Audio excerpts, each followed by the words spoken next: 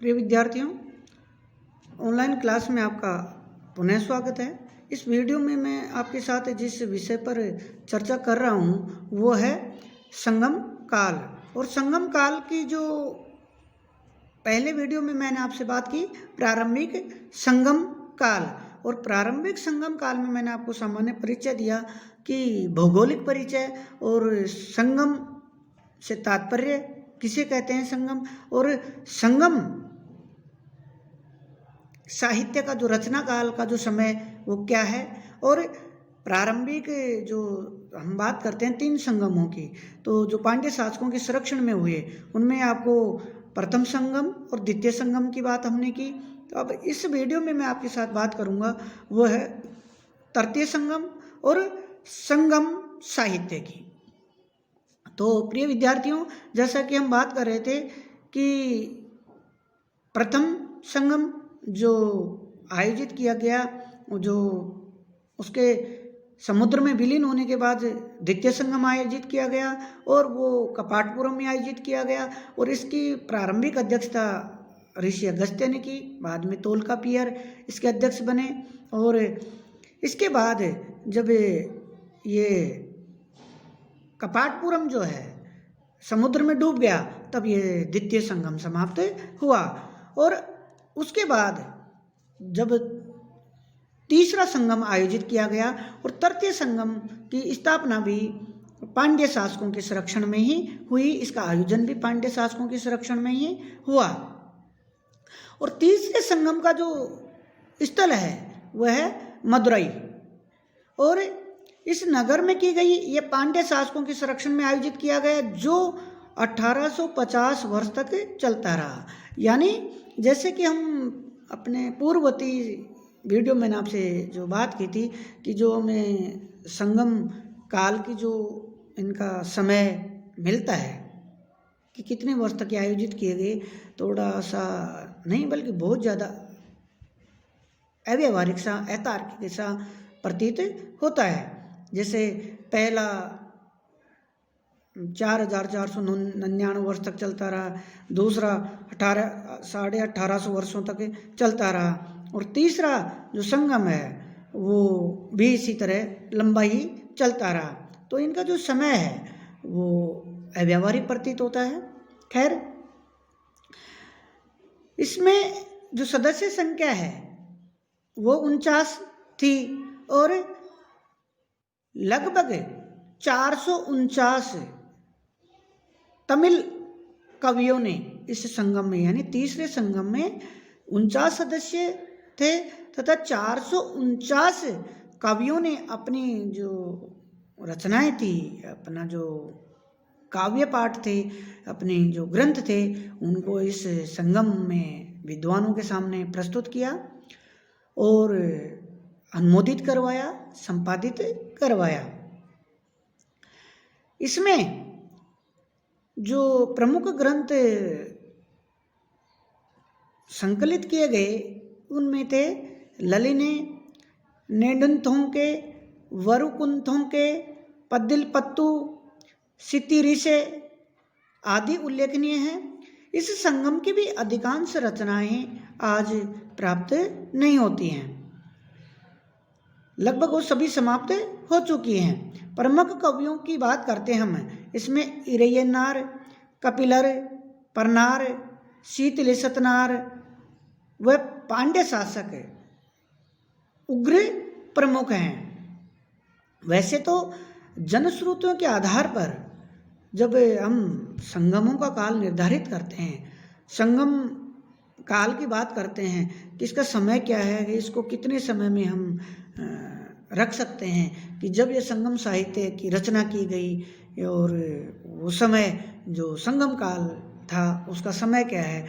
तो हम जब तीनों संगमों की बात करते हैं तो इनका जो समय निकल के आता है सामने वो है 9900, मतलब 9,500 वर्ष ठहरता है तीनों संगमों का काल, जो अतार्किक सा और अव्यावहारिक सा प्रतीत होता है। और जब हम बात करते हैं कि इसमें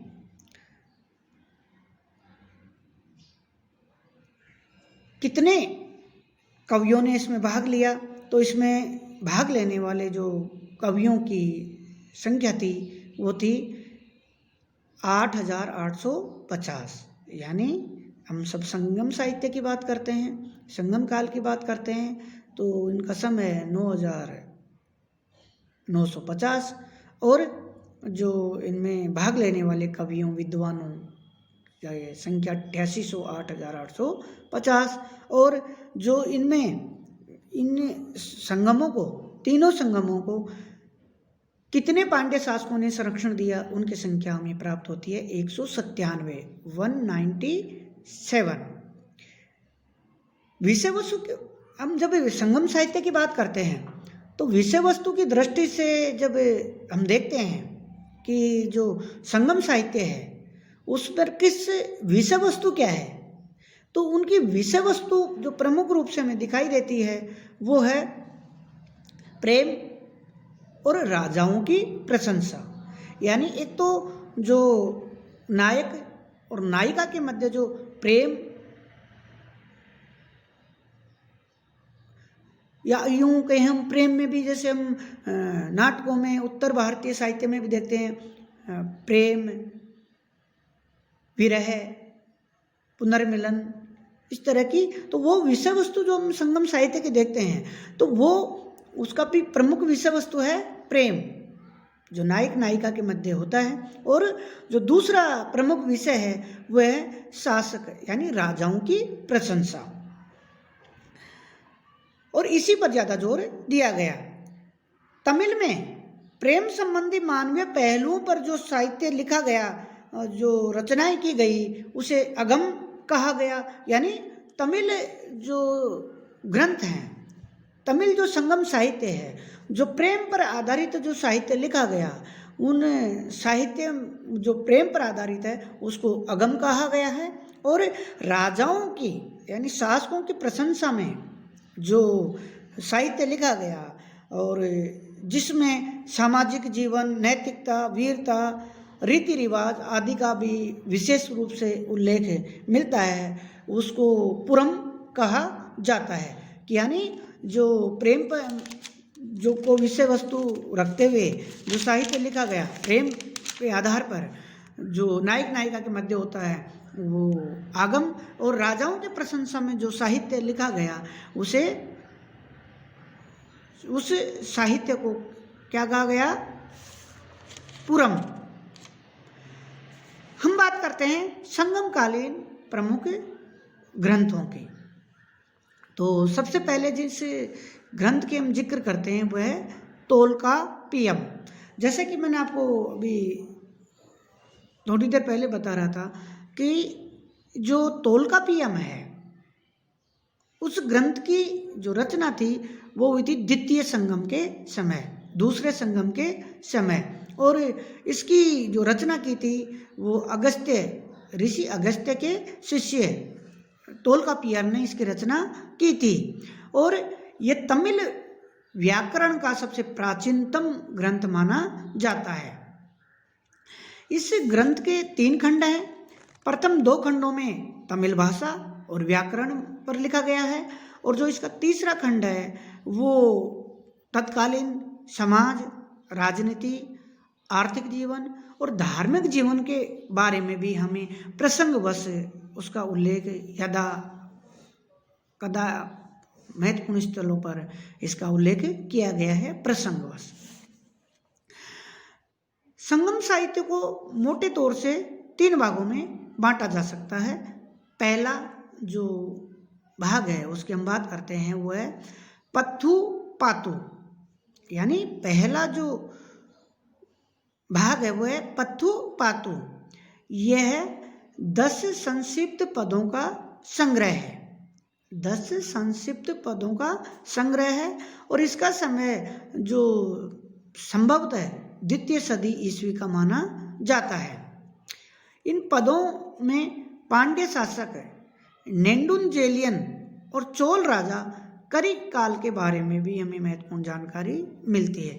यानी जो हम पत्थु पातु ग्रंथ जो 10 गीतों का संक्षिप्त संग्रह है उसमें जो राजनीतिक इतिहास की दृष्टि से जो महत्वपूर्ण जानकारी मिलती है वो है पांड्य शासक नेंडुनजेलियन और चोल शासक जो महत्वपूर्ण शासक था जिसका समय हम 190 ईस्वी के लगभग मानते हैं, वो करिकाल, उसके बारे में महत्वपूर्ण जानकारी प्राप्त होती है। दूसरा जो भाग है वो है इत्तू थोके। इत्तू थोके यह 8 कविताओं का संग्रह है और इनमें संगम राजाओं का नाम मिलता है, संगमकालीन शासकों का नाम मिलता है, तत्कालीन समाज का विवरण भी हमें प्राप्त होता है। तीसरा जो भाग है वह है पदिनेन किलकंकु। पदिनेन किलकंकु ये 18 छोटी कविताओं का संग्रह है और संकलन है। इनका जो भाव है वह है उपदेशात्मक। इन कविताओं में तिरुवल्लुवर द्वारा रचित तिरुकुराल अथवा कुराल प्रमुख ग्रंथ है, रचना है। इसके अलावा जब हम तमिल साहित्य की बात करते हैं, संगम साहित्य की बात करते हैं, तो हम जैसे उत्तर भारतीय साहित्य में देखते हैं, चाहे वैदिक साहित्य में देख लीजिए आप, तो हम जब महाकाव्यों की बात करते हैं तो जैसे उत्तर भारतीय साहित्य में भी महाकाव्यों का महत्वपूर्ण स्थान रहा है, उसी प्रकार दक्षिण में जो हम संगम काल की बात करते हैं, संगम साहित्य की बात करते हैं, तो संगम साहित्य में भी और संगम काल में भी महाकाव्यों की रचना की गई। जो भले ये संगम साहित्य का भाग नहीं है, लेकिन ये संगम काल की दृष्टि से, दक्षिण भारतीय इतिहास की दृष्टि से अति महत्वपूर्ण स्थान रखते हैं। वैसे जो दक्षिण संगमकालीन जो महाकाव्य हैं उनकी संख्या 5 मिलती है, लेकिन जो मूल रूप से हमें जो संगमकालीन महाकाव्य मिलते हैं वो 3 मोटे तौर से हमें प्राप्त होते हैं, जिनकी हम चर्चा करेंगे। पहला जो महाकाव्य है संगमकालीन वो है शिल्पादिकारम। शिल्पादिकारम इस पहले महाकाव्य की रचना की थी जो चेर शासक था सेनगुट्टवन, उसका भाई था इलांगो आदिगल, उसने शिल्पादिकारम नामक महाकाव्य की रचना की थी। ये ग्रंथ, जैसा कि मैंने आपको बताया कि जो अगम साहित्य है, जो प्रेम को विषय वस्तु रखते हुए लिखा गया है, उसी पर आधारित है और इसमें प्रेम कथा का ही वर्णन है, जिसमें जो इसका नायक है वह है कोवलन। जो इस महाकाव्य का नायक है कोवलन, और जो नायिका है, जो कोवलन की पत्नी कणगी, वो नायिका है। लेकिन जो इसका नायक है इस महाकाव्य का, वो कोवलन, वो एक वैश्या जिसका नाम था माधवी, उससे प्रेम करता है और उसी कथानक पर लिखी हुई ये महाकाव्य है। और इसे जो हम बात करते हैं शिल्पादिकारम की, तो इसको एक राष्ट्रीय काव्य के रूप में मान्यता दी गई है। दूसरा जो संगमकालीन महाकाव्य था वो था मणिमेखले। मणिमेखले इस महाकाव्य की रचना की थी मदुरा के बौद्ध व्यापारी शीतले सतनार। मदुरा के बौद्ध व्यापारी शीतले सतनार ने इसकी रचना की थी मणिमेखले की। और इसमें जो नायिका है, इस जो महाकाव्य मणिमेखले महाकाव्य की जो नायिका है वो भी है मणिमेखले ही है, जो इसका नाम है महाकाव्य का। उसकी नायिका का नाम भी मणिमेखले ही है और उसके जीवन के जो साहसिक जीवन है उसका उल्लेख इस ग्रंथ में हमें मिलता है मणिमेखले में। तो हम बात करते हैं कि मणिमेखले कौन थी। जो इस महाकाव्य की नायिका थी वो थी, ये जो महाकाव्य है इसका अपने जैसे पूर्ववर्ती महाकाव्य की जिसकी चर्चा मैंने आपसे पिछले वीडियो में की थी, ये इससे पहले सॉरी इसी वीडियो में पहले महाकाव्य के रूप में की थी शिल्पाधिकारम। तो शिल्पाधिकारम और मणिमेखले का क्या संबंध है वो हम देखते हैं कि शिल्पाधिकारम का जो नायक है कोवलन और उसकी जो प्रेमिका है जो वैश्या थी माधवी, उस दोनों नायक नायिकाओं अर्थात कोवलन और माधवी से उत्पन्न जो संतान थी, जो पुत्री थी, वही थी मणिमेखले, जो मणिमेखले महाकाव्य की नायिका है। और उसी के जीवन, जो साहसिक जीवन है, उसकी घटनाओं का उल्लेख हमें इस मणिमेखले ग्रंथ में मिलता है। और इसकी एक उल्लेखनीय जो विशेषता है वो ये है कि जहाँ से शिल्पाधिकारम महाकाव्य समाप्त होता है, वहीं से मणिमेखले महाकाव्य की कहानी प्रारंभ होती है। तो जो मणिमेखले जो महाकाव्य है वो बौद्ध धर्म से संबंधित है। तीसरा जो महाकाव्य है वह है जीवक चिंतामणि। संगमकालीन जो तीसरा महाकाव्य था, महत्वपूर्ण महाकाव्य, वो था जीवक चिंतामणि, जिसकी रचना की थी जैन धर्मावलंबी तिरुक्तदेवर। जैन धर्म के अनुयायी तिरुक्तदेवर ने जीवक चिंतामणि नामक ग्रंथ की रचना की थी। और इस ग्रंथ का जो विषय वस्तु है वो है, इस महाकाव्य जीवक चिंतामणि का जो नायक है वो अपने जीवन में 8 विवाह करता है, 8 विवाह करता है और अंततः वो गृहस्थ जीवन का त्याग करते हुए वो सन्यासी बन जाता है, गृहस्थ जीवन त्याग देता है और भिक्षु बन जाता है। तो इस प्रकार जो जीवक चिंतामणि है, जो तिरुक्तदेवर की रचना है, वो जैन धर्म से संबंधित है और विवाहों पर जोर देने के कारण इसको धार्मिक साहित्य का भी भाग माना जाता है। इसके अलावा जो 2 और महाकाव्य हमें संगम काल से प्राप्त तो नहीं होते हैं, लेकिन जिनकी जानकारी मिलती है कि जो 5 महाकाव्य संगम काल, संगम साहित्य या दक्षिण भारत से संबंधित हैं वो हैं, लेकिन हमें जो प्राप्त होते हैं वो 3 ही महाकाव्य होते हैं, शिल्पाधिकारम, मणिमेखले और जीवक चिंतामणि। लेकिन जो 4था महाकाव्य है वह है वलयपति और 5वां है कुंडलकेशी, लेकिन ये हमें प्राप्त नहीं होते। इस प्रकार हम देखते हैं कि जो संगमकालीन साहित्य है वो विकसित था और संगमकालीन साहित्य से ही हमें ईसवी सन के प्रारंभिक 1ली, 2री, 3री तक मान लीजिए, 4वीं, 5वीं, यानी ईसा की प्रारंभिक जो 4-5 सदियां हैं, उस सुदूर दक्षिण के प्रायद्वीपीय भारत के इतिहास के बारे में, दक्षिण भारतीय इतिहास के बारे में महत्वपूर्ण जानकारी हमें संगम साहित्य से प्राप्त होती है। धन्यवाद।